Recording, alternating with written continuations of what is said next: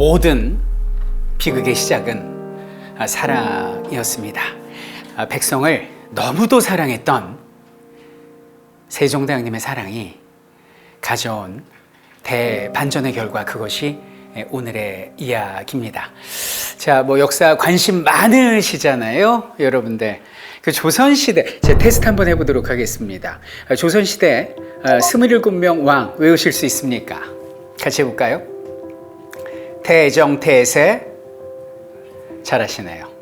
예성연중, 임명선, 광인효현, 숙경영, 정순헌철, 고순. 맞습니다. 이렇게 해서 이제 27명인데 이성계가 처음 나라를 세우잖아요. 일단 전체 좀 숲을 먼저 잠깐 볼게요. 그래야 이 비극을 알 수가 있을 것 같아요. 태, 정, 태, 세, 문, 단종 얘기를 하려고 우리가 지금 이거를 적는 거잖아요.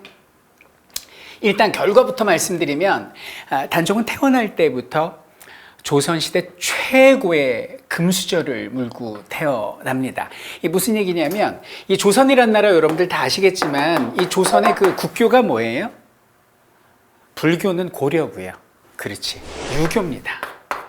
유교 국가인데 여기는 그 유교에서는 그 유교가 강조하는 게 뭐냐면 안정적인 사회 질서 유지를 최고로 여겨요. 이게 종교이기도 하지만 일종의 하나의 그 사회 규범이기도 한 학문이거든요, 유교가. 근데 문제는 뭐냐면 이게 아버지 돌아가시고 자식들끼리 막 상속 문제 갖고 맨날 싸우고 이런 게 이제 사회적 문제이고 하니, 여기는 유교에서는 장자, 적장자, 첫 번째 부인의 첫째 아들에게 재산을 좀 더 주는 그런 게 보통 규범이었어요. 물론 이제 명분은 뭐냐면 4대손까지 제사를 지내는 게 큰아들이니까 그렇다라고 하지만은, 그래서 그 조선시대 후기 쪽에 보면 그 아버지가 놀부한테 다 재산을 몰빵을 해가지고 놀부는 잘 사는데 흥부는 못 살고 그러잖아요. 그게 이 조선시대 유교국가의 특징이라고. 적장자한테 다 줘요, 재산을 많이. 응? 근데 일반 백성도 이럴 텐데 왕실은 어떻겠냐고요. 그럼 보세요. 태조 이성계가 나라를 만들었잖아요. 그럼 그 아들이 뭐가 돼야 돼? 첫 번째 부인의 첫째 아들이 돼야 되는데, 문제는 정종이 첫째 아들이 아니에요. 둘째요. 첫째 아들 어디 갔어? 아빠, 나 이런 식으로 나라 만드는 거 싫어. 그러고 그냥 떠나버렸어요. 그래갖고 둘째가 일단 왕이 됩니다. 여기서 일단 백성들한테 면이 안 서는 거야. 그럼 그 다음 왕이라도 정종의 적장자가 돼야 되는데, 정종의 동생, 여기는 태조 이성계의 5번째 아들이 동복 형제까지 귀양을 보내가면서 왕이 됐어요. 얼마나 백성들 보기에 민망합니까? 본이 돼야 되는 군주가 형제를 죽이고 유교국가에서 왕이 됐다? 아이고 창피해라. 그래서 여기는 태종은 결심했어요. 내가 성을 가는 한이 있어도 내 아들만큼은 적장자 내가 세습을 한다. 그래가지고 첫째 아들이 양녕대군인데 양녕한테 그냥 준다고 맹세를 했어. 다 공포를 했어. 그리고 교통정리 확실히 해서 둘째 아들, 셋째 아들한테 딱 얘기합니다. 너네 어차피 왕 될 수 없으니까 그냥 하고 싶은 거 해. 정치에 관여하지 마. 뭐래도 좋으니까 정치에 관여하지 마라고 얘기를 합니다. 그러니까 둘째하고 셋째가 알겠습니다, 아버지. 근데 다 아시잖아요. 태종 이방원의 첫째 아들 양녕대군이 온갖 비행에 담벼락 넘어 개구멍 파고 평양을 드나들며 그 기생과의 술파티, 온갖 그 입에 담을 수 없는, 그냥 3박 4일을 다 해도 표현할 수 없는 그 수많은 비행을 저지르니까 태종 이방원이 졌다 그러면서 넌 안 되겠다고 그래서 내몬 거지. 그래서 둘째를 안 치려고 봤더니 둘째는 목탁을 치고 있는 거야. 마마냐 바람일타 심경 환상지하고 있는 거야. 왜? 아버지가 정치에 관여하지 말라고 그랬거든요. 그럼 셋째는 뭐하냐? 그 셋째 도서관에서 살고 있었습니다. 그는 놀랍게도 책을 읽을 때가 가장 행복했거든요. 그게 우리가 아는 세종대왕 아니에요. 그럼 세종대왕도 격장자는커녕 셋째 아들이요. 아니 지금 나라가 건국되고 1대, 2대, 3대, 4대가 왔는데 적장자가 왕이 된 경우가 없으니까 얼마나 민망합니까? 라고 했을 때 조선 최초의 적장자가 나왔으니 세종 첫째 분의 첫째 아들 이문종이 그렇다. 그래서 여기는 문종 때 와서 어깨에 힘이 딱 들어가고 이제는 왕실이 바로 섰단 말이 나온 거예요. 그런데 여기는 문종이 아들을 낳았는데 그게 단종이고 단종이 또 적장자야. 적장자의 적장자야. 그러니 이거는 골드 중에서도 24K 골드다라는 말이 여기서 나온 것이죠. 그런데 이렇게 골드로 태어난 단종이 그런 비극을 맞이할지 누가 알았겠습니까? 사람 인생 아무도 모른다라는 거야. 자, 그럼 여기는 단종이 왜 이렇게 됐는지 그 비극의 씨앗을 뿌렸다라는 너무나 황송한 말씀이시지만 세종대왕부터 얘기를 좀 본격적으로 시작을 해보겠습니다. 그 세종대왕 하면은 사랑의 임금이잖아요. 일 중독자십니다. 그 사랑이 누구에 대한 사랑입니까? 백성에 대한 사랑입니다. 그러니까 일밖에 몰라요. 근데 본인이 일을 열심히 하니까 밑에는 신하들은 거의 죽어요. 그 대표적인 예로 여러분들 신숙주 아시죠? 지편전 학자. 아주 아름다운 미담이 전해져 내려오지 않습니까? 어느 날 일하다가 잠이 들었는데 느낌이 이상해서 깨보니까 왕이 골룡포를 덮어주고 가셨다라는 얘기입니다. 여러분들 같으면 마음이 어땠겠어요? 성은이 만극할까요?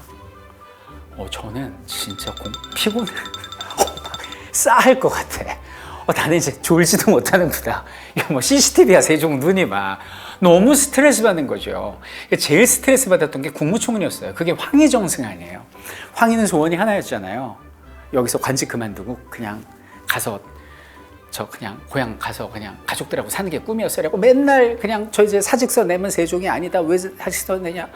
정말 눈도 안 보이고 허리도 꼬부라지고 다리도 휘어가지고 일 못합니다. 그러니까 세종을 이렇게 보고 아직 죽을 정도는 아닌데 실제 막 이런 얘기를 하면서 일 시키고 막 어머니 상당해갖고 황희가 이제 3년은 쉴 수 있겠구냐 3년상 하니까 이러고 내려가 있는데 고기 보내갖고 강제로 고기 먹이게 한 다음에 상 끝내고 또 와서 일 시키고 너무 피곤한 거죠. 물론 세종이 이렇게 피곤하게 일할수록 그 밑에 있는 신하들이 막 이렇게 피곤할수록 백성들은 더 행복하고 살쪄갔다. 너무 감사한 얘기입니다.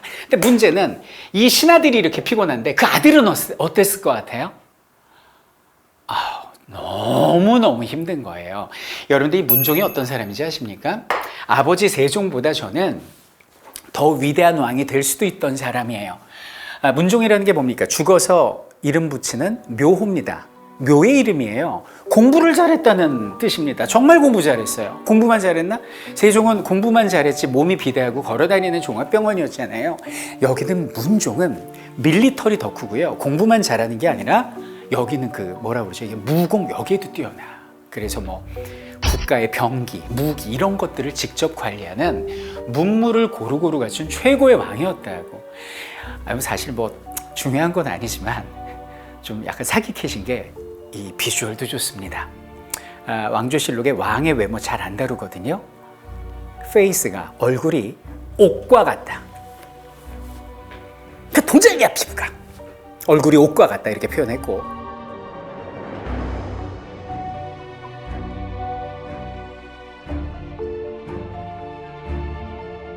굉장히 모든 게 뛰어나신 분이 여기는 문종이었어요. 그런데 문종이 몸이 아프기 시작합니다. 이유는 뭘까? 여기는 세종이 너무 일을 시킨 거예요. 그래가지고 그때 막 바쁜 아버지를 대신해서 여러 가지 일을 하고요. 특히 말년에 세종 말년 8년 동안은 대부분의 업무를 문종이 다 합니다. 왜냐하면 이제 세종대왕은 막 국민정부 만들다가 이제 눈도 안 보이고 막 이러다 보니까 문종이 다 하거든요. 그래서 세종의 업적으로 알려져 있는 많은 발명품들이 문종선에서 나와요. 그 대표적인 게 뭐예요? 치국이에요. 비를 측정하는 추국이 있잖아.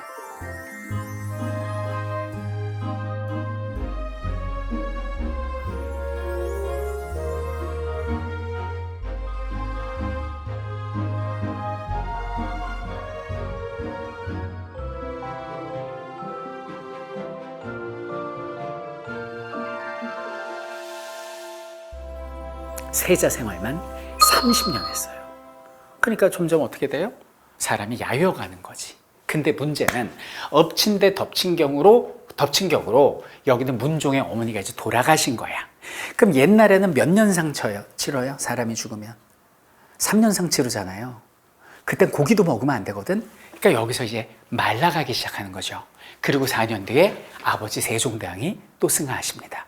연달아 3년 해갖고 한 6년 딱 치르다 보니까 여기는 문종이 그 건강이 사라지고 완전히 뭐 그냥 그렇게 된 거죠. 뭐. 그래서 물론 세종이 일부러 그런 건 아니죠. 너무 위대하시죠. 백성을 사랑해서 그런 건데 본의 아니게 아들이 이렇게 아프게 된 배경이 됐고 여기는 단종이 일찍 왕이 돼서 그런 큰일을 당하게 되는 그 시작이 여기는 세종 때부터였다라는 거예요. 그럼 이제 뭐 표현은 송구스럽습니다만은 결론적으로 세종대왕님의 실수 첫 번째, 여기는 문종을 너무 일을 많이 시켰다라는 부분이 있고요. 또 하나 세종의 실수 두 번째는 뭐냐면 자식들을 너무 믿었다라는 겁니다. 자, 세종의 가계도를 보면요, 이렇게 아들들이 쭉 있거든요. 첫째 아들이 문종이고요. 둘째 아들이 누구냐면 여러분들 그렇죠, 수양대군입니다. 굉장히 요새 그 욕을 많이 먹고 있는 수양대군이고요. 셋째 아들이 이제 안평대군이에요. 이 둘이 만만치가 않아. 만만치가 않고 쭉 자식이 되게 많습니다. 근데 여섯 번째 아들이 누구냐면 금성대군입니다. 이 금성대군은 그 왕과 사는 남자 영화에도 나오시는 분인데요. 어쨌든 요분 이제 좀 이따 왜 중요한지 말씀드릴게요. 자, 봐봐요. 이 태종은 교통정리를 잘했다고요. 내가 적장자한테, 큰형한테 다 물려줄 거니까 둘째 그리고 셋째 전부 다 정치에 관심 갖지 마 그랬잖아요. 왜냐면 본인이 이제 형제를 막 죽이고 왕이 되고 그랬으니까. 근데 여기는 세종은 본인이 마음씨가 좋고 또 안정적인 환경에서 자라다 보니까 세상을 너무 아름답게 보는 거예요. 그래서 자신의 자식들이 전부 다 아이고 내 새끼 내 강아지로 보였던 것 같아요. 실제 골드 리트리버가 아니라 발톱을 감추고 있는 늑대인 줄을, 이빨을 감추고 있는 여우인 줄을 여기는 세종은 알지 못했다라는 거. 그래가지고 세상에 이 수양대군하고 안평대군을 정치에 끌어들입니다. 이 문종 일 시켰다고 그랬죠? 수양, 안평도 자유롭지 못했어요. 너희도 이래. 이렇게 된 거죠. 그럼 여기는 수양대군은 어떤 일을 시켰겠어요? 여러분들이 세종이면 잘할 것 같은 일을 시켰을 거 아니야. 그래서 여기는 수양대군한테 어떤 일을 시키냐면 처음에는 재정, 그러니까 토지를 맡겼으니까 뭐 재정이라고 표현할게요. 조선시대는 토지가 곧 재정이니까 이걸 맡긴 거예요.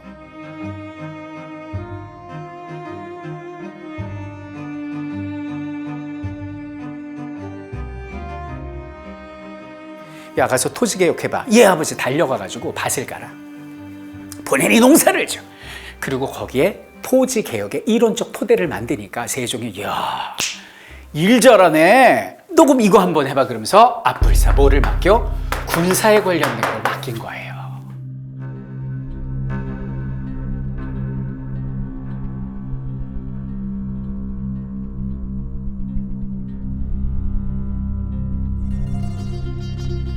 여러분들 조선시대 때 재정하고 군사는 뭡니까? 이건 정치예요. 야심을 가진 늑대에게 고기 맛을 보여준 거야. 이런 거 맛보여주면 안 되거든요. 그래갖고 아이러니컬하게 이 수양대군이 단종 몰아내고 나중에 세조되잖아요. 고등학교 다닐 때 세조의 업적글에서 배운 게 뭐예요? 우리 뭐 직정법, 뭐 진관체제, 그의 업적의 바탕이 된 게 여기는 대군 시절이었다. 그리고 여기는 안평대군 같은 경우는 조선시대 최고의 어떤 종합예술인이었습니다. 그래서 이분은 주로 이제 학술이랄지, 뭐 예술, 뭐 이런 것들을 주로 많이 맡기다 보니까 이 안평대군이 누구하고 친하냐면 현명한 학자들을 모아놓는 기관, 누굽니까? 싱크탱크, 세종의 싱크탱크, 집현전 학자들하고 되게 친했어요. 요게 또 조금 있다가 이제 문제가 됩니다. 요거.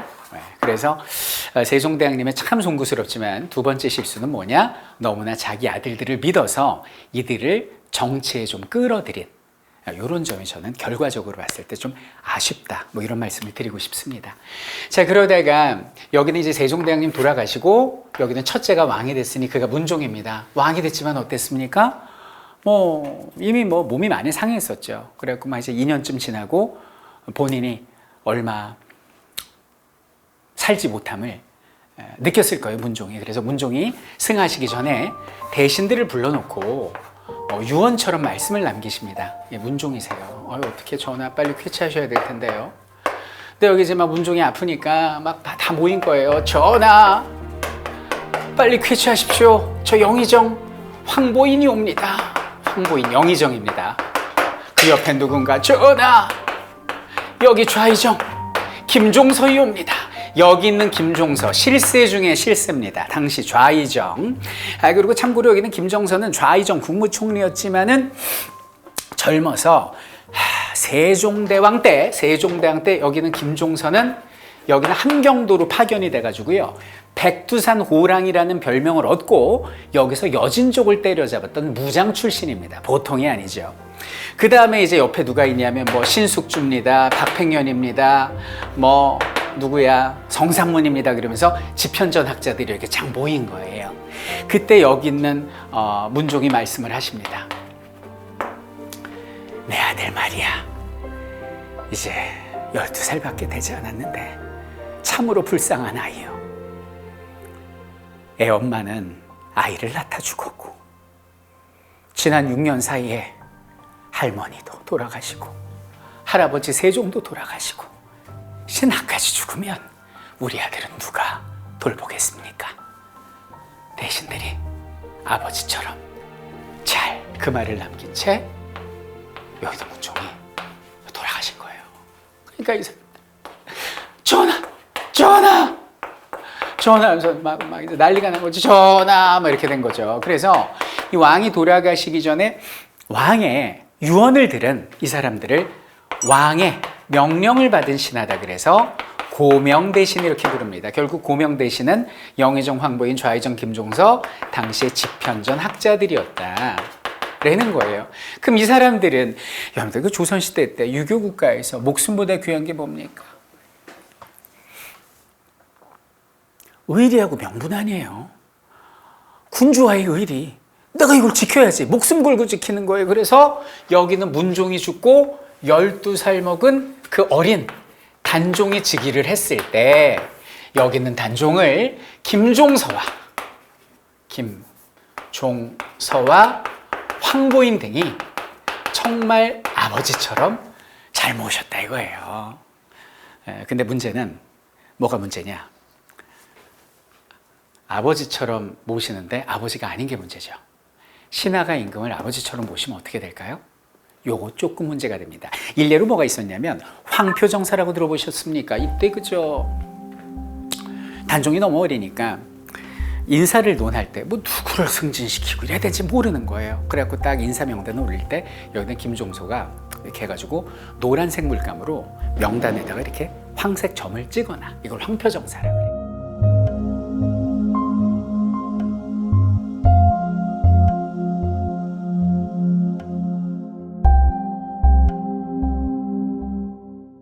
근데 이게 이 사람들 입장에서 이 상황을 보면 뭐예요? 어린 전하를 잘 외신다, 보필한다 이렇게 말할 수 있지만 자 여기는 수양대군 입장에서 보면 이게 뭘로 보일 수 있습니까? 이 나라의 왕은 누군가? 어린 왕을 여기는 김종서, 황보인들이 좌지우지하면서 이 나라의 정치를 농단하는 게 아닌가 이런 생각을 한 거죠. 여기는 수양대군은. 근데 문제는 뭐냐면 이런 생각을 해봐야 소용이 없어. 왜? 당시 수양대군이 힘이 없었어. 이 수양대군이요. 이 막 드라마나 영화 보면 되게 막 무섭게 나오고 그러는데요. 실제 그렇게 존재감 있는 사람이 아닙니다. 이 문종한테 꼼짝도 못해요. 문종이 이러면 형님 그냥 형 살아있을 때 그냥 누드모만 주치던 사람이거든요. 뭐 머리가 좋은 것도 아니고 좀 왔다 갔다 그냥 그래. 뭐 싸움을 잘하는 것도 아니고 그냥 그런데 야망은 있지 이 사람이. 근데 세력이 없는 거야. 그러면은 보세요. 여기도 왕이 어려요? 그럼 왕을 중심으로 뭔가 세력이 생기는데 이 김종서 황보인은 누구랑 가깝냐? 이 사람들이 바로 여기는 안평대군하고 가까운 거야. 이 안평하고. 근데 여기는 김종서 황보인에다가 집현전 학자들하고는 원래 친했으니 이게 뭐야? 고명대신들. 왕의 유언을 받은 주요 세력들이 전부 다 안평파였다라는 거예요. 뭐라고 그래 이 사람? 시쳇말로 왕따예요. 아무것도 아니에요 그냥. 그래가지고 이 안평파에서 이 수양대군 막 그렇게 견제하고 사람 붙이고 감시하고 그랬다는 거 아니에요. 그래서 수양대군 이제 짜증이 확 나는 거죠. 내가 꿈은 하늘에 가 있는데 신세는 이 지경이고 아이고야 나 어찌 사냐 이러고 있을 때 여기 있는 수양대군을 찾아온 사람이 있어. 누구냐? 권람이라는 사람이야. 이 권람이가 누구냐면 과거에 수양대군하고 병법서를 같이 썼던 사람이야. 그래서 이제 푸념을 한 거예요. 아휴, 나 이제 집 밖에도 못 나갑니다. 여기는 안평일파가 말이야. 사람 붙여놔가지고 미행부고, 나 짜증나 죽겠어. 숨도 못 쉬겠어. 이렇게 얘기를 하니까 권람이가 그 얘기를 딱 듣더니, 대군, 제가 안 그래도 말씀드리려고 그랬는데 제가 사람 하나 소개해도 되겠습니까? 뭔 사람이요? 저기 어렸을 때부터 제 찐친인데요. 이름이 명회라고. 얘 기계가 범상치가 않습니다. 포부도 커요. 근데 이 문제는 뭐냐면 이 집안은 명문가 안 돼. 공부 머리가 안 돼요. 과거 시험만 보면 떨어집니다. 그래가지고 가문의 음덕으로 관직에 서용돼가지고 음서라고. 그래서 저 관직에 올라갔는데 그 왕실에 그 하나의 그 왕족이 머무는 그 집을 지키는 궁지기 비슷하게 지금 하고 있습니다. 그러니까 얘가 똑똑하니까 자기 자존심도 상하고 하니까 공부 대신 여러 가지 자료를 수집하고 나름대로 지금 우리나라 정세 돌아가는 것을 좀 정리하고 있는 친구인데, 이 친구가 옛날부터 자꾸 대군을 만나게 해달라고 그랬는데 제가 좀 고민하고 있었거든요.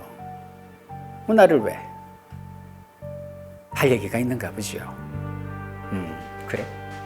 느낌이 오는데 이봐 권람, 예로부터 영웅은 난세에 나온다고 했어. 뭐 음서로 관직에 가고 궁직에 한다고 그러는데 그게 다 무슨 소용이 있겠는가.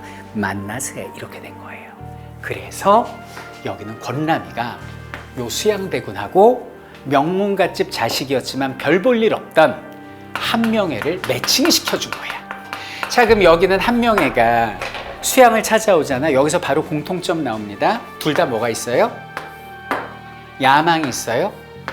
그런데 둘 다 뭐가 있어요? 결핍이 있는 거야. 역사를 이런 사람들이 바꾸더라고. 이런 사람들이 만나면 상당히 위험해집니다. 여기는 한명회가 수양대군 만나는데 만나자마자 갑자기 수양대군이 한명회한테 달려가서 처음 봤는데 갑자기 끌어안더래요. 야, 이 영웅의 상이구나. 어찌 이제 우리가 만났단 말인가? 저기 한명회라고 했지. 앉아보게. 내가 고민이 있어. 이 주상이 어리셔요. 잘만 보자면 뜻을 이룰 수 있는데 이런 간사한 대신 놈들이 말이야. 국정을 농단하고 있으니까 이 안타까운 마음에 참을 수가 없네. 그래서 눈물을 흘립니다. 여기는 수양대군이.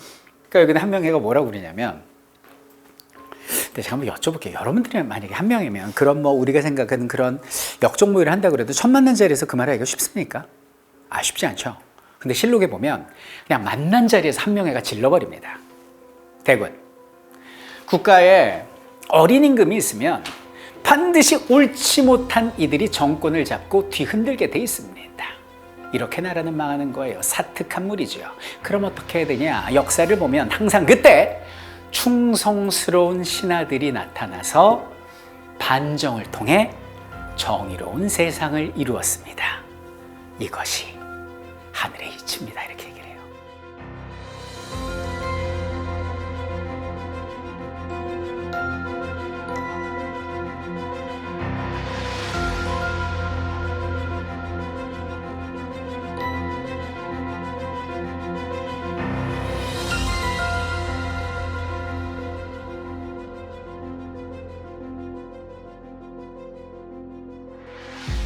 제가 선생님이잖아요. 그러니까 거친 말 안 하거든요, 잘. 저도 모르게 그냥 확 나오더라고요. 미친 거 아니었어요. 바로 나오더라고요. 만나자마자 이래버린 거예요. 그래갖고 그때 그들이 의기투합을 해요. 그래서 자기들 딸에는 혁명이지만 제가 볼 때는 이거는 쿠데타죠. 쿠데타 모의를 해요. 역적 모의를 해, 이날. 그리고 각자 포지션을 나누기 시작합니다. 포지션은 뭐냐? 일단 한명회는 그때부터 뭘 하냐? 여기는 이제 김종수하고 황보인 주변에 있는 사람들을 포섭하기 시작합니다. 그리고 간첩을 씹어가지고 이들의 동태를 파악해요. 두 번째 뭐냐면 자기들 표현대로 거사의 그날 그들의 어떤 그 거사 로드를 딱 정해놓고 그 주변을 지키고 있는 군사들을 포섭하는 역할을 뒤에서 한명회가 하기 시작해요. 그럼 여기는 이제 수양대군은 뭐 하냐? 이제 한명회가 이제 뒤에서 이걸 좀 조정을 했겠죠. 수양대군은 아예 정치판에 나가서 뭐라고 그러냐? 당시에 이제 단종이 중국 명나라에 왕이 됐으면 그때는 이제 승인을 받아야 되거든. 그럼 이제 승인 받으면 감사합니다 그래고 이제 사절단을 보내거든요. 그 사절단에 제가 가겠습니다라고 자청을 해. 아니 수양숙부, 작은아버지, 아이고 뭔데 뭐하러 가십니까? 전하, 저는 원래 이 정치에 관심이 없습니다. 이 전하를 왕으로 인정해준 명나라 황제께 가서 제가 크게 큰절 한번 올리고 오겠습니다. 이렇게 얘기를 한 거야. 그러니까 여기는 단종이나 김종서 황보인 입장에서는 그래? 늑대인 줄 알았더니 아니 개인가 보구만. 이러면서 이제 안심을 한 거야. 이게 한수지. 명나라 대신으로 간 게. 그래서 이들을 안심시키고 또 하나가 뭘까? 명나라 대신으로 가서 황제한테 눈도장 하나 찍으려는 뭐 그런 게 아니었을까라고 저는 생각을 합니다. 그렇게 한 1년 가까이를 준비해요. 수양대군하고 한명회가. 그래서 그들이 D-Day를 잡은 게 뭐예요? 1453년 10월 10일. 이때가 올해가 무슨 년이에요? 여러분들 그런 거 알죠? 뭐 병호, 뭐 정민년, 뭐 무신년 이런 거 알죠? 이때가 개유년이었거든요. 이 개유년에 그들이 쿠데타를 벌여요. 근데 여러분들 혁명이든 쿠데타든 뭐가 필요해? 명분이 필요하잖아요. 근데 이 명분을 뭘로 잡냐면 뒤집어 씌우기야. 딱 이겁니다. 여기는 어린 주상전하를 김종서, 황보인 이런 역적의 무리들이 안평대군에게 뇌물을 쳐먹고 여기는 전하를 내치려 한다라는 말도 안 되는 시나리오를 작성하고 그들이 개유년에 난을 벌이려 하니 이 쿠데타를 벌이려 하니 내가 여기는 충실한 신하이자 왕의 숙부로서 가만히 있을 수가 없구나. 내 이 난을 정벌하겠다. 이거예요. 그래서 이거를 뭐라 그래? 개유정난 이렇게 부릅니다. 이건 어디까지나 이제 명분입니다. 자꾸 이제 다 이날 모였어. 그래갖고 이제 밤에 이제 수양하고 한명회하고 이제 이 뭐 어깨들이 딱 모였어. 그럼 이제 가야 되잖아. 그러니까 여기는 수양이 뭐라고 그러냐면, 야 일단 내가 가서 여기는 김종서 그냥 딱 쳐버리고 황보인까지 제거를 할 테니까 바로 그냥 우리 따라가서 밀어버리자 이렇게 얘기를 하니까 거기 온 다수의 무리들이 파가 갈린 거야. 안 됩니다. 여기는 왕께 제가를 먼저 받읍시다. 뭔 소리야? 제가 안 해주면 어떡하려고? 제가를 안 받고 김종서, 황보인, 심지어 안평대군까지 손대면 이거 내란입니다. 우리가 혁명으로 인정받으려면 왕의 제가 먼저 받아야 돼요. 그러니까 수양이 제가 안 해준다니까 막 옥신각신 하는 거야. 지금 10월 10일 밤이 깊어가는데 이때 여러분들이 수양이라면 어떤 판단을 내리시겠습니까? 지금 저 영상 찍고 있는 감독님 한번 여쭤볼게요.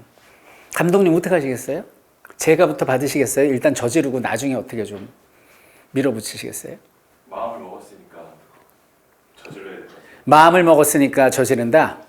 수양대군 낙조!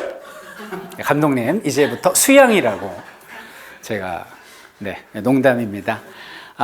한명회로 바꾸겠습니다. 이게 한명회의 주장이에요. 한명회가 딱 나섭니다. 뭐라 그러냐? 다들 입 다무시오. 이 길거리에 초가집을 지어도 뜻이 맞지 않으면 3년 걸린다 했어. 지금 거사가 눈앞인데 옥신각신 이루고 있을 겁니까? 대군, 당신의 혁명입니다. 뜻대로 하시죠. 그러니까 수양이 다녀오겠소. 혼자 간다. 그러면서 말을 타고 김종서 집 혼자 가. 몸쪽만 하나 데리고. 대범한 거지. 목숨 건 거예요. 그래서 갔어. 그러면 이제 김종서한테 뭐 이리 오너라 하니까 이제 하인이 가서 알렸겠지. 수양대군이 왔습니다. 그 김종서도 싸하지. 이 밤에 수양이 왜 와? 그 나름 김종서도 거기 또 준비를 해놨을 거란 말이에요. 얼마나 왔니? 혼자 왔는데요. 몸종 하나 있고. 그래? 그러니까 안심을 한 거예요. 그래서 이게 문제야. 그러니까 우르르 안 가고 혼자 간 게 이게 한수야. 수양대군 입장에서. 그래가지고 김종서가 아들하고 나가요. 웬일이십니까? 아이고, 제가 드릴 말씀이 있는데 차마 말이 떨어지지 않아서 편지를 하나 써왔는데 한 번만 읽어봐 주십시오. 그래서 품에서 편지를 써서 줘. 그러니까 김종서가 이게 안 보이잖아요. 그러니까 달빛에 비춰보려고 이렇게 하는데 그때 수양이 옆에 있는 몸종한테 딱 눈짓을 보내니까 몸종이 품에서 철퇴를 꺼냅니다. 달빛이 철퇴를 가르고 머리를 철퇴를 빡 하고 내리친 거예요.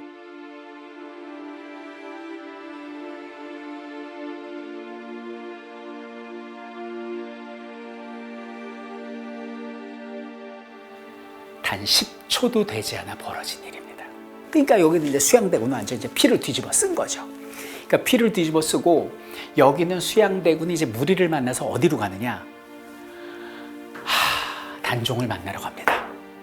제가를 받고 일을 저지른 게 아니라 일을 저지르고 제가를 받으러 간 거예요. 단종이 이제 그 공주 저기 자기 누나 집에 있었거든. 근데 갔는데 수양 숙부군에 딱 떠오른다니 피를 뒤집어 쓰고 있는 거예요. 깜짝 놀란 거예요. 숙부 왜 이러세요? 전하, 제가요 역적의 무리들을 지금 다 적살하고 오는 길입니다. 근데 문제는 잔당이 남아있거든요. 요 잔당을 제가 다 쓸어버리기 위해서 전하의 제가가 필요합니다. 허락해 주십시오. 이렇게 얘기를 한 거예요. 이때 단종이 뭐라고 그랬는지 알아요? 한마디 합니다. 숙부, 제발 살려주시오. 이렇게 얘기를 해요.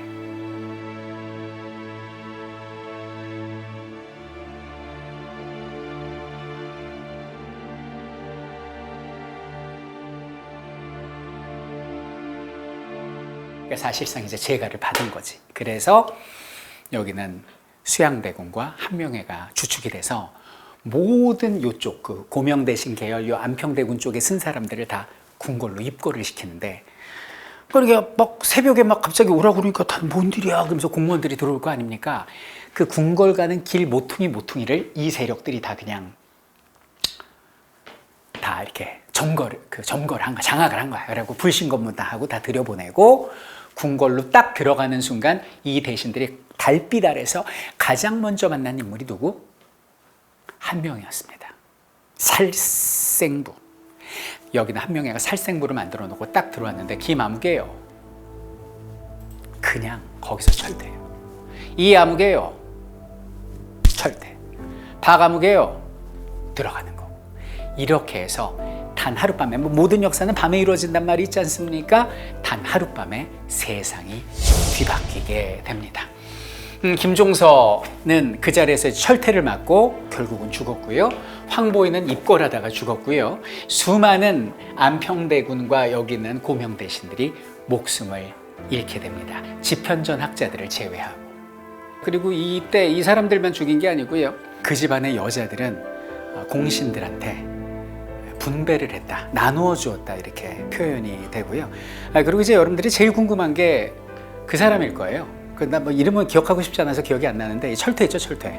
몸종 그랬대요. 야, 너 뭐 따로 나가 살아라. 뭐 줄까? 아예 뭐 황송합니다. 그래? 황보인 집을 줍니다. 저는 이거 보면서 와, 이거 너무 아니다. 좀 이렇게 분노가 막 끌어오르더라고요. 댓글이 하나 떠올랐습니다. 그 왕과 사는 남자 영화 메인 댓글 중에 하나인데, 영화를 보다가 너무 화가 나셨나 봐요, 관객분이. 뭐라고 써놓냐면 안와 수양대군 싸움 잘함, 이렇게 댓글을 제가 본 적이 있습니다. 딱 제 심정이 그런 심정입니다, 지금. 예. 그래갖고 이제 정권을 잡은 여기는 수양대군은 명함만 무려 4개인데요. 그 당시에 영의정을 비롯해서, 그러니까 지금으로 따지면 국무총리고 행안부 장관의 무슨 국방부 장관의 뭐 기상청장의 그 급이죠. 그 관직을 혼자 다 차지한 거예요. 자기가 왕이지 뭐. 그러면서 2년 동안 밀착해서 여기는 단종을 보필한다고 그러는데 단종은 숨을 쉴 수가 없는 거야. 근데 이때 이제 수양대군이 대표적으로 어떤 짓을 하냐면 이 단종한테 주청을 하는 것이, 전하, 후사를 가지셔야지요. 그러면서 결혼을 강제로 시킵니다. 감독님이 단종이면 결혼하시겠어요, 이 상황에서? 못할 것 같은데. 내 몸 하나 건사 못하는데 무슨 결혼을 해. 결혼했는데 딸이 아니라 아들이라도 나면 어떻게 될 거야? 걔는 좀 심하게 얘기하면 죽으려고 태어나는 거 아니냐고. 이거 가만두겠냐고. 수양대군이 강제로 결혼을 시켜요. 그럼 왜 결혼을 시켰을까? 얼마나 교활한지 알아요? 첫 번째 이유는 뭐냐면 백성들이 보고 있거든. 나 충신이야. 나 전하 모시는 사람이야. 욕심 없어? 이런 의도가 하나가 있고, 두 번째는 뭐냐면 강제로 결혼시킨 그 여자가 수양대군 찐친의 딸이야. 간첩을 꽂은 거야. 그러면 단종 입장에서 그 여성분하고 어떻게 가정을 꾸립니까? 근데 물론 뭐 처음에 의도는 그랬을지 모르겠는데 두 분이 금실이 좋아가지고 다행이긴 한데, 어쨌든 이 수양대군과 한 명의 교활함은 우리의 혀끝을 차게 한다, 이런 얘기예요. 자, 근데 문제는 뭐냐면 단종은 지켜줄 사람이 아무도 없어요. 아빠 죽었지, 엄마는 자기 낳다 죽었지, 세종당 할아버지 죽었지, 할머니 그 전에 죽었지, 아무도 안 지켜준다니까. 그리고 자기 안평대군 죽었잖아요. 근데 단 한 사람 나를 지켜줄 사람이 있어. 그게 누군지 알아요? 우리 할아버지 세종대왕이 나 아기 때 항상 보모처럼 맡겨놨던 작은 삼촌, 바로 여섯째 금성대군이었습니다. 단종하고 15살 차이인데요. 어렸을 때부터 세종대왕이 항상 금성대군한테 맡겼다. 이유는 모르겠는데 뭐 이뻐했던 것 같아요. 그래가지고 깐난애기가 있는데 세종이 얼마나 단종을 이뻐했으면 병사만 완전 무장해서 20명의 아기를 지키게 했대요. 그러니까 금성대군이 자식처럼 이뻐했거든. 근데 이런 상황이 딱 벌어지고 나서 이 금성대군이 시쳇말로 눈이 돌아버린 거예요. 야, 네가 사람이냐? 너 내 형도 아니고 너는 인간이 아니야. 어떻게 같은 형제를 죽이냐? 네가 그러고도 돌아가신 큰형님 저승에서 만날 수 있겠냐? 네가 돌아가신 아버지 저승에서 네가 사람이냐? 그리고 너 조카 너 넘보면 내가 가만 안 있는다. 이미 형으로 인정을 안 하는 거야, 금성대군은. 그래갖고 세력을 만들어서 단종편을 쓰기 시작한 거지. 그러면 수양이 가만두겠습니까? 가만 안 두죠. 그래서 자기 친동생인데 영모를 꾀했다 그래갖고 귀양을 보내버린 거예요. 귀양을. 이게 단종한테는 엄청난 충격이었습니다. 어린 단종이 어떤 생각을 했을까요? 왜 내가 사랑하고 나를 사랑하는 사람들은 다 잘못될까? 할머니, 할아버지, 엄마, 아빠, 그리고 우리 작은 삼촌까지. 그래, 이게 다 나 때문이야. 나 하나 내려오면 되는데 내가 버티고 있으면 더 많은 나의 사람들이 다칠 거야. 그러면서 여기는 수양 숙부를 찾아가서 옥새를 줘버립니다. 양위라고 그러죠. 왕하세요, 이렇게 된 거예요. 그러면은 여기는 수양대군이고 받았겠어요? 감독님, 아까 수양으로 낙점되셨습니다. 옥새 줍니다. 대신들 눈 퍼렇게 뜨고 있어요. 백성들한테 소문나겠죠. 옥새 받습니까? 안 받습니까? 그때는 안 받을 거예요. 안 받죠. 막 울면서 전하 죽여주시옵소서 막 하는 거야. 안 받아. 옥새 가져와! 가져왔어. 강제로 안겼어. 어떡할까? 강제로 막 품에 안겨. 어쩔 수 없이 받을까요? 수양 낙점! 전하! 아리되옵니다. 전하면서 꽉 끌어안아. 아리되옵니다. 전하로 엎어져. 전하! 이런데 그때 통곡 소리가 들려갖고 딱 봤더니 성산문이 우는 거야. 통곡하는 거야. 전하! 딱 한번 째렸다는 그 기록도 나와 있어요. 전하! 막 해서 막 끌려나가다가 안 됩니다. 이거 절대 안 나요. 안 넣고 전하! 그래가지고 왕이 됐어요, 수양대군이. 짜증이 확. 불쌍한 어린 단종 이제 쫓겨나고. 단종 쫓겨났지 뭐. 그리고 새로 왕된 게 수양대군 세조. 이게 세조예요. 우리가 고등학교 다닐 때 아무 생각 없이 외웠던 그 직전법 세조. 그럼 여기는 이제 세조는 사람들 눈이 있으니까 한 달에 한 번씩 찾아갔대요. 상왕이라고 그래서 전하 뭐 그러면서 찾아가고 같이 사냥도 다니고 했어요. 뭐 이 당시에 단종은 오히려 마음이 편했을 수도 있어요. 그래서 권력을 낳았으니 뭐 나눠줬겠어 뭐 이런 마음이었는데 어느 날 끔찍한 일이 벌어지게 됩니다. 1년 뒤인데요. 단종이 어디 있었냐면 경복궁에서 나와서 창덕궁가 있었다고. 창덕궁은 이 태종 이방원이 만들어 놓은 사실상 별궁으로서 60%가 정원이에요. 그러니까 딱 쉬기 좋은 데야, 거기가. 마음 편하게 있는데 외할머니가 찾아온 거예요. 어쩐 일이십니까? 그랬더니 뭐라고 하는지 아세요? 전하의 복위운동을 고명 대신 집현전 학자들이 도모하고 있습니다. 이렇게 얘기를 한 거예요. 많은 생각을 했겠죠. 이야, 이거 내가 어떤 선택을 해야 되나? 이걸 내가 지금 수양숙부한테, 아니 전하죠, 이제 왕한테 알려야 되나? 그럼 내 목숨은 구할 수 있겠지. 그럼 그들은 어떻게 되는 거야? 나를 위해서 복위 운동을 하는데 내가 그들을 일러바쳐 가만히 있어? 만약에 이거 실패하면 어떻게 되는 거야? 나는 공모자가 돼, 역적이 되는 거야. 미쳐버리는 거죠. 그리고 이제 몇 날 며칠 지나서 허사 직전에 여기는 집현전에서 보낸 사람이 단종을 찾아가요. 전하, 제가 받으러 왔습니다. 혁명에는 제가가 필요하니까. 그러니까 단종이 어떻게 했는지 알아요?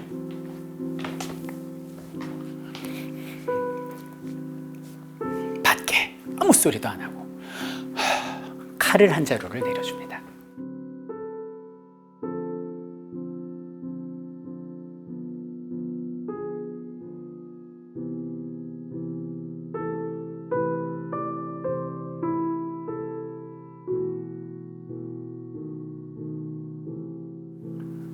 역적의 심장을 찌르란 얘기지. 그런데 이게 또 많은 분들은 역사는 승재 기록이라고, 여기는 세조가 여기는 단종을 나중에 내쫓고 죽일 수밖에 없는 명분을 만들기 위해서 지어낸 기록이란 말도 있는데, 뭐 합당한 추론이긴 하나 어쨌든 기록에는 칼을 주었다라고 되어 있습니다. 자, 이렇게 해서 이제 그날이 왔습니다. 개유정난 3년 뒤죠. 1456년인데 이때가 6월인데요. 이 6월에 이제 집현전 학자들이 혁명을 꿈꾸는데, 그 혁명의 장소가 뭐냐? 바로 이날 명나라 사신을 대접하는 연회장이었습니다. 와, 대담하죠. 사신 앞에서 그냥 세조를 암살하겠다라는 거였습니다. 그래서 연회장 안에 이제 경호인력이 들어가잖아요. 그 경호인력들을 다 포섭해 놓은 상태였어요. 제가도 받았겠다 치면 돼. 당일이 됐어. 다들 칼 차고 왔습니다. 눈신호 딱 하고 딱 들어가는데 거기서 딱 막는 거야. 뭐야? 갔는데 안에 연회장이 생각보다 작고 사람이 너무 많아. 그 인력들이 너무 많아. 그래서 기존의 경호 인력이 변동이 된 거예요. 그럼 이 사람들은 거기서 칼을 꺼내고 세조를 내쳐야 되는데, 이거 변동이 되고 하니까 불안하잖아요. 그래갖고 그때 김질이라는 사람이, 야, 이거 누가 이거 고발했다가 나 이거 역적으로 죽는 거 아니야? 불안하니 내가 고발해야겠다 해서 그걸 비고를 해버리네. 그래서 실패한 거예요. 그래서 이때 집현전 학자들이 여기는 세조 앞에서 고문을 당하는데, 이 세조가 직접 그 추국을 했다라는 거 아니야. 근데 유명한 명대사가 여기서 막 쏟아져 나옵니다. 막 인두로 막 살을 지지고요, 쇠꼬챙이 달고 갖고 허벅지를 막 관통을 합니다. 그리고 이렇게 얘기를 해요. 나를 전하라고 한 번만 불러라. 그럼 내가 빨리 죽여주마. 수양대군 나리, 저에게 전하는 오직 한 분뿐입니다, 나리. 이랬다는 거예요. 이놈이! 그러면서 또 치죠. 누나 깜짝하네. 야, 이 나쁜 놈들이네. 야, 니들이 그럼 나의 신하가 아니야? 신하가 아닌데 내가 주는 녹은 왜 처먹었어? 녹 안 받았습니다. 그때 주신 녹 하나도 쓰지 않았습니다. 곳간에 그대로 있는 거야. 그러니까 월급을 받았는데 한 푼도 안 쓰고 그냥 모아놨다고요. 받은 적 없다는 거야, 자기들은. 니놈들 장계 보고 솔릴 때 니들이 뭐 신은 뭐 이렇게 썼잖아. 신이라고 쓴 적 없습니다. 야, 장계 가져와. 딱 봤는데 신하 신자라고 쓴 줄 알았는데 자세히 보니까 클것자로 써놓은 거야. 이렇게 된 거죠. 이놈이 그래서 여기서 이제 잔인한 방법으로 집현전 학자들을 죽였어요. 그래갖고 뭐 우리가 알고 있는 뭐 성산문, 박백년 이런 분들이 6분들이 이때 목숨을 잃었잖아. 그래서 6명의 충신이 죽음을 당했다. 죽을사 사육신, 노량진에 묘가 있지 않습니까? 그리고 그때 또 살아서 귀양 가신 분들은 뭐 맹인 행세를 하고 귀머거리 뭐 벙어리 행세를 하면서 평생을 그냥 야인처럼 살았는데, 살아있는 6명의 충신, 그래서 그들을 생육신 이렇게 부릅니다. 자, 우리의 단종은 어떻게 됩니까? 칼을 내리지 않았습니까? 뭐 진짜 내렸는지 아닌지 모르겠는데 하여튼 그렇게 역사에 기록이 돼 있어요. 그 이제 거의 이제 시한부야. 근데 이때 일이 또 터지니 단종의 장인이 또 복위우동에 가담을 했다는 거예요. 그래서 집현전 학자 1번, 장인의 단종 복위운동 2번 이래가지고 단종이 쫓겨난 거예요. 영모에 가담했다. 어디로 쫓겨나? 영화의 촬영지인 강원도 영월 청룡포로 쫓겨나게 된 거죠.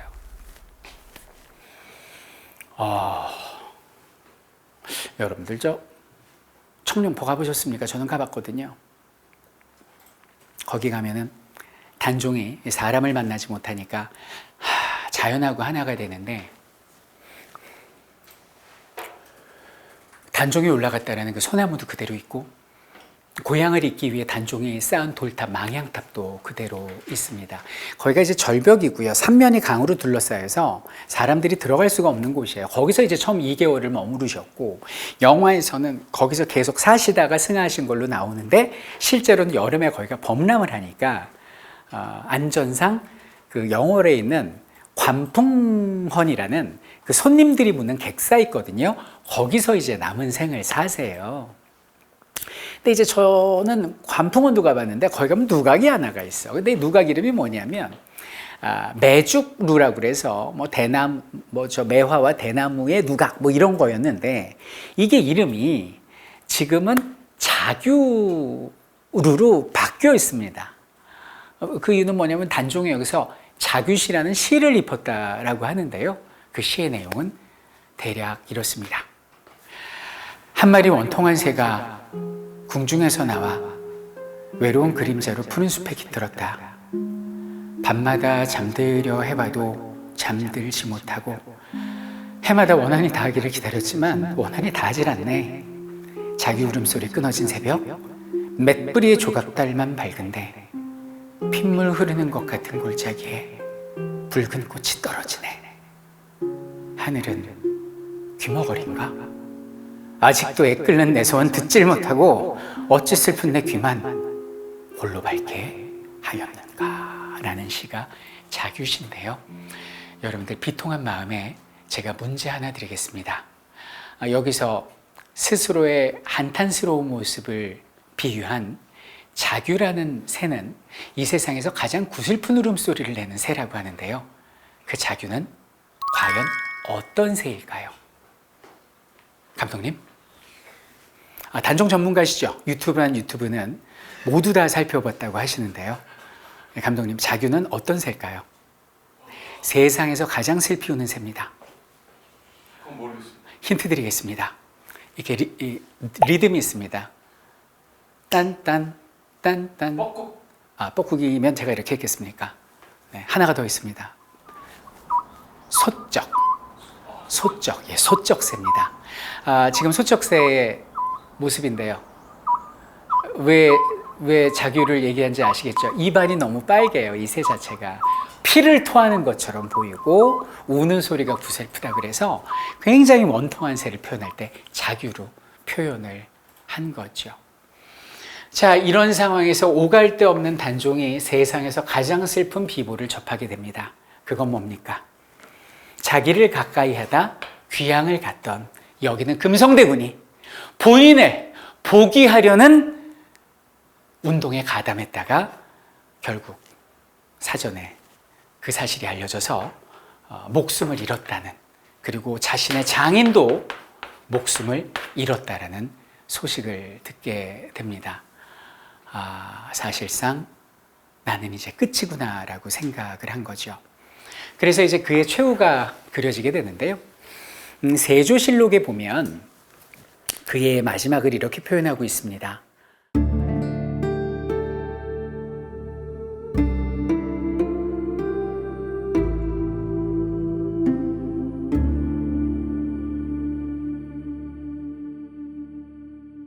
(1457년 10월 21일) 노산군은 격하된 단종의 이름입니다. 노산군이 이를 듣고 또한 스스로 목매어서 죽었으니 예를 다 갖춰 장사 지냈다라는 내용이 세조실록에 나오는데요. 여러분들 이거 다 거짓말입니다. 왜냐? 240년 후 숙종실록에 전혀 다른 기록이 있거든요.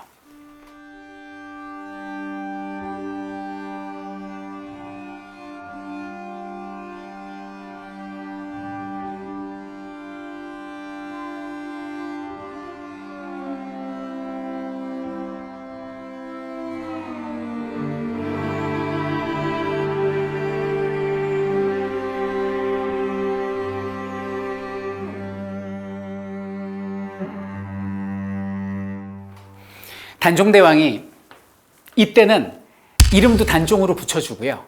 그리고 왕으로 다시 이제 층으로 올린 거예요. 240년 뒤에 숙종이, 장희민 남편이.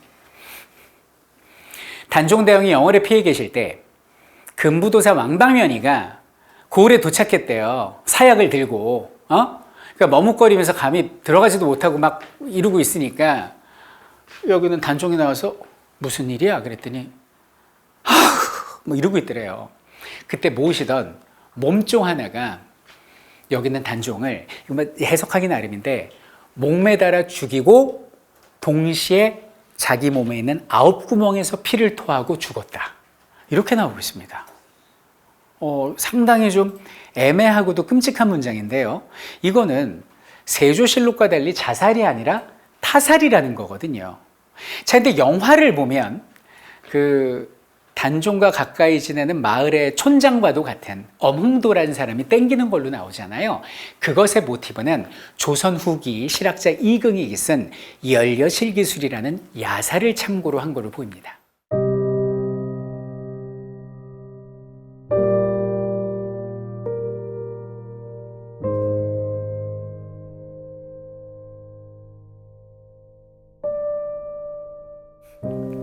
단종을 모시던 시종 드는 사람이 내가 단종을 죽이겠습니다 라고 자처하고 활줄에 긴 노끈을 이어서 단종이 앉은 자리 뒤로 가서 목에 걸고 이 창밖에서 끈을 잡아당겨 죽였다라는 내용이 나오거든요. 영화는 여러 기록 중에 그것을 차용했습니다. 근데 이제 영화하고 조금 다른 점은 영화에서는 단종하고 가까웠던 엄흥도가 땡기는데요. 실제는 엄흥도가 아닌 그 곁에서 모시는 몸종 중에 한 사람이 역사가 되겠습니다. 그러면은 저 영화 재밌게 봤는데 엄흥도란 사람은 실존 인물인가요? 라고 할 수 있는데요. 완전 실존 인물입니다. 이 엄흥도와의 인연은 어떻게 됐냐면 단종이 처음에 영월 청룡포에 왔을 때 밤에 잠을 자는데 꿈자리가 뒤숭숭한 거야. 눈을 떠보니 사육신이 나를 찾아온 거야. 내 신세가 너무나 서럽고 슬퍼서 엉엉 어린 왕이 울고 있는데 그때 이제 엄흥도라는 사람이 그 지역에 맞습니다. 그 지방의 양반이에요. 그러니까 말이 양반이지 그냥 산동네 그냥 호장이라고 그래서 그냥 지역 유지예요. 근데 이제 자기 지역에 이제 귀양은 많이 오는데 이건 체급이 다른 사람이 왔잖아요. 왕이 왔잖아요. 항상 살폈을 거란 말이야. 근데 달밤에 막 울음소리가 나니까 놀래가지고 이 사람이 그냥 우통 벗고 뛰어들어가고 헤엄쳐갖고 온 거야. 흠뻑 젖어갖고 물어본 거지. 전하, 무슨 일입니까? 왜 오십니까? 그러니까 단종이 자네는 누군가? 아주 엄흥도라고 하는데 놀래서 왔습니다. 참으로 기특하다. 고맙네. 이러면서 둘의 인연이 시작되고 그걸 시작으로 매일 엄흥도가 와가지고 밤마다 여기는 단종의 벗이 되어줬다라는 거예요. 지난 수년간 아버지 돌아가시고 아무도 내 곁에서 보태주는 사람이 없었는데 귀양 와서야 진정한 친구를 만나게 되는 거죠. 저는 영화를 보면서 그런 장면이 나오잖아요. 이렇게 마을 사람들이 막 와서 뭐 같이 밥도 먹고 떡도 해주고 뭐 잔치도 하고 이런 장면이 나오는데 저는 솔직히 그 장면 보면서 기록에는 그렇게는 없지만 뭐 저랬을 수도 있구나라는 생각을 했어요. 그 이유가 뭐냐면 그 단종보다 이제 훨씬 이전의 얘기인데 요 태조 이성계를 도와서 그 조선을 만든 조선의 디자이너가 정도전이잖아요. 이 정도전이 조선 건국 이전에 고려 시대에 이때 밑보여가지고 귀향을 간 적이 있었거든요. 전라도 나주로 귀향을 갔는데 그때 이 정도전의 호가 삼봉인데 이 삼봉집이라는 책에 보면 전라도 귀향 갔을 때의 기록이 굉장히 자세히 나와 있거든요. 이 기록이 영화에 나오는 그 귀향 간 사람들과 백성의 모습하고 싱크로율이 굉장히 비슷해요. 제가 느끼기에는 거의 한 100%까지 비슷합니다. 그래서 이 정도전이 어떤 기록을 남기냐면 내가 죄 짓고 가는데 그 깡촌의 시골 사람들이 맨날 술을 빚어오더래. 떡을 해오고 뭐 음식 해오고 맨날 그러더라는 거예요. 그래서 나한테 왜 이렇게 잘하지? 이렇게 쓴 거예요. 내가 권력을 잃은 걸 모르나? 아니면 진짜 착한 거야 뭐야? 뭐 이런 내용을 막 씁니다. 그리고 정도전이 이제 어떤 회고를 하냐면 이거죠. 내가 맹자라는 그런 책에서 맨날 민본 그 글로만 읽었지 그냥 구구단 외우듯이 외웠는데 귀향으로 온 가장 밑바닥의 상황에서 내가 진짜 민본의 이유를 알았다는 거야. 백성을 만났는데 맹자보다 마음이 따뜻하고 공자보다 현명하더라는 것이. 내가 이 귀향 와서 한 9년 헤매거든요. 내가 귀향 와가지고 여기서 막 페인처럼 술 먹고 낙심해갖고 이렇게 살다 죽느니 어차피 죽는 거. 내가 백성을 위해서 다시 한번 용기 내서 멋진 신세계 도전이라도 해봐야 되는 거 아닌가 이 생각을 한 거야. 이름도 정도전 아니요. 그래갖고 이때 막 자기가 청사진을 그린 거야. 내가 새로 나라를 만든다면 종교는 유교고 정치는 이렇게 하고 경제는 사회는 문화는 쫙 청사진을 그렸고 9년 동안 들고 다니다가 누굴 찾아갔어? 자기하고 똑같이 결핍이 있는 이성계를 찾아가고 조선을 만든 거잖아요. 그래서 저는 이런 삼봉집을 좀 즐겨 읽었기 때문에 뭐 단종도 그 정도까지는 아니겠지만 마을 사람들과의 교류가 있었을 수도 있겠다. 어몽도하고는 확실히 교류가 있었으니까. 그리고 그런 가운데서 오히려 정도전이 백성을 보고 각성하고 힘을 냈듯 단종도 영화처럼 백성을 보고 다시 한번 용기를 얻는 그런 어떤 과정이 있지 않았을까라는 나름대로의 판타지를 가져봤습니다.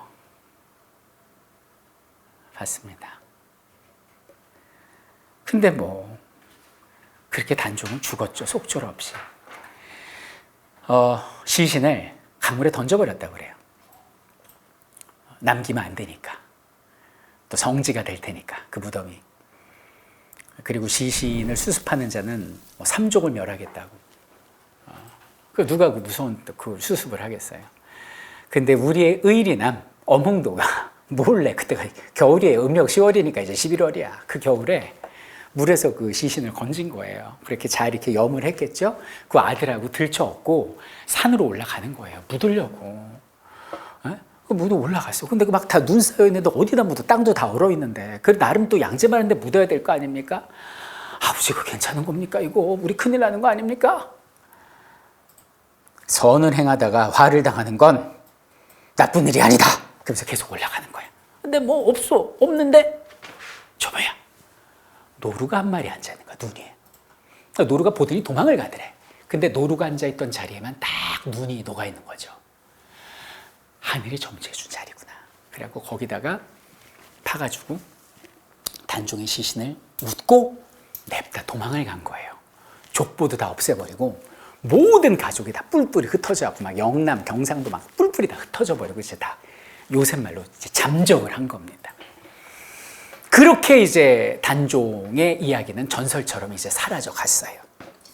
그리고 세월이 한참 흐르게 되면서 그래갖고 이제 태정태세 문단세 예성연중 중종 이쯤 되는데 이때부터 스멀스멀 이제 얘기가 나오는 거예요. 그 연중 인명선 광인 효현 숙 요 숙종 때 갖고 이제 복권이 되는 거거든요. 근데 이때부터 슬슬 이제 전설 같은 얘기가 나오는데 그게 전설이 아닌 거예요. 무슨 얘기냐면 단종 시신 거기다 묻고 한 60년이 딱 지났는데 영월에 사또가 파견되는데요. 파견되는 사또마다 죽습니다. 돌연사, 가위 눌려 죽고. 이거 장화홍련 같죠? 이게 실록에 나와요.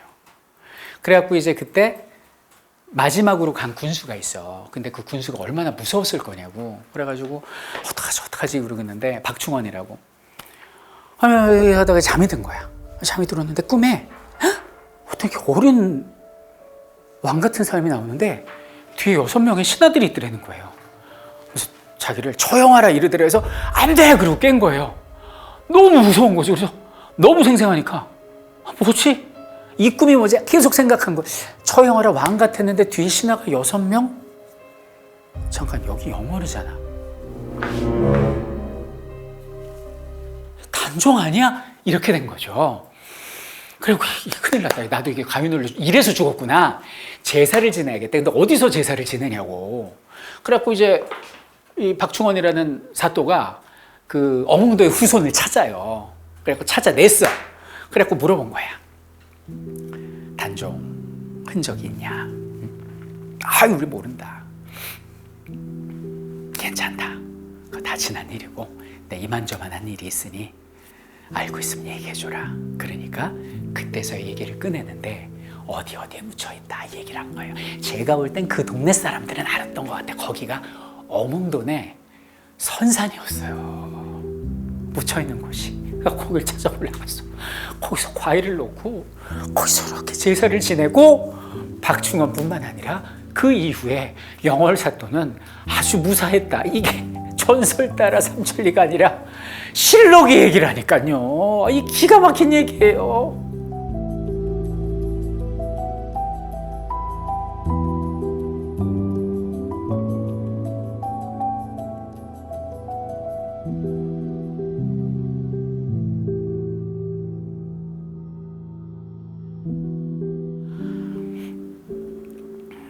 그리고 나서 이제 세월이 지나서 숙종 때 처음엔 패서인 일반인 됐다가 노산군 됐다가 대군으로 올렸다가 이제 단종이라는 단종대왕이라는 묘지의 이름도 이렇게 만들어 주시고 복권 추승을 한 거지. 그럼 이 숙종이 누구야? 장미 남편 아니야. 근데 숙종은 왜 이랬을까? 영화를 봤나? 그게 아니라 성리학이 굉장히 발전했던 시기거든요. 근데 성리학은 뭐예요? 의리, 명분, 충성 이런 거잖아요.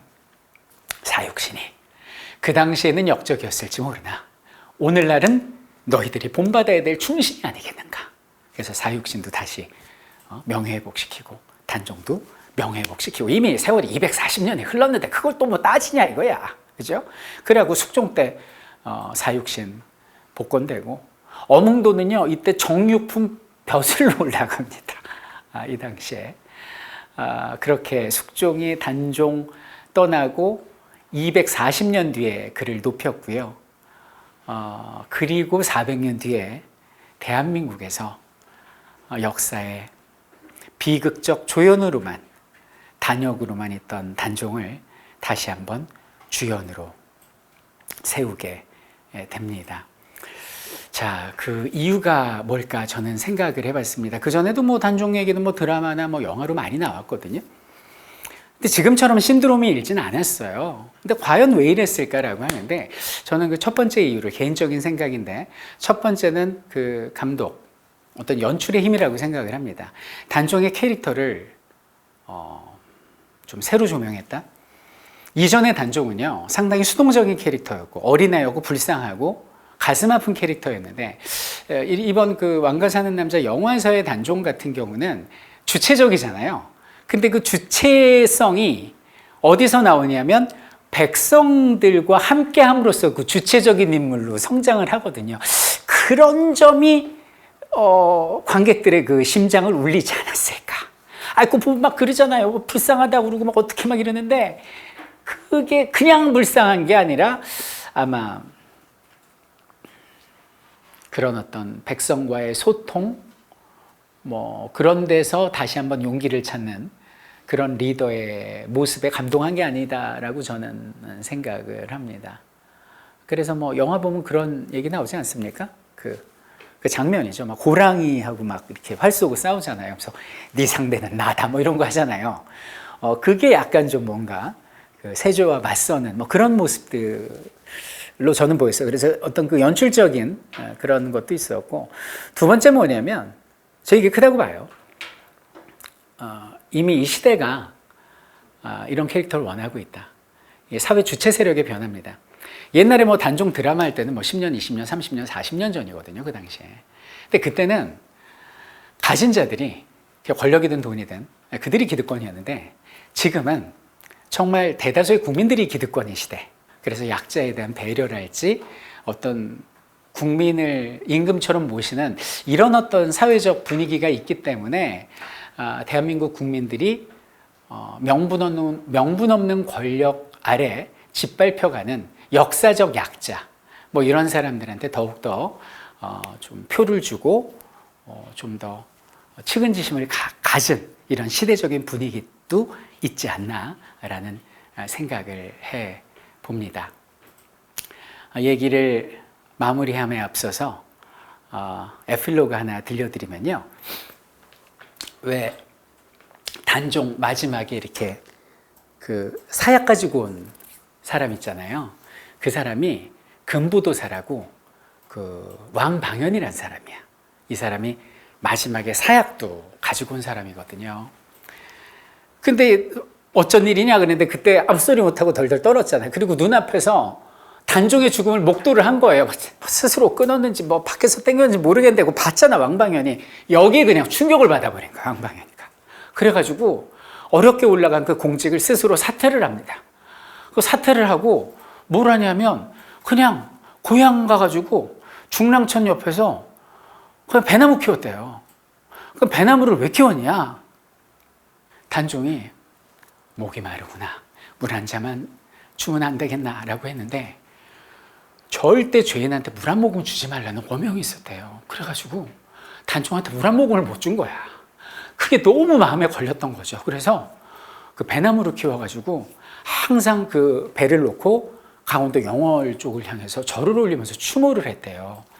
이 배에 단물, 이 단맛 나는 배 드시고 저 세상에서는 목을 축이십시오. 그러면서 이게 그 유명한 남양주의 먹골배가 되겠습니다.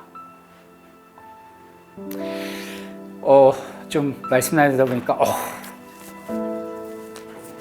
너무 스트레스 받아. 저도 이 손바닥으로 하늘을 가릴 수 없듯 아무리 역사를 지우려 해도 그 진실은 남기 마련입니다.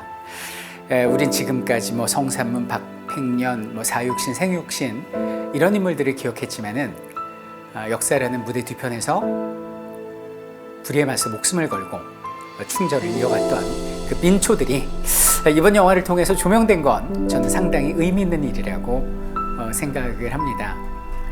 시신을 수습하면 삼족을 멸하겠다라는 어명이 내려졌음에도 불구하고 시신을 이고 시신을 묻으려 산 위로 올라가며 어몽도가 남겼다는 그 말이 제 마음을 울립니다.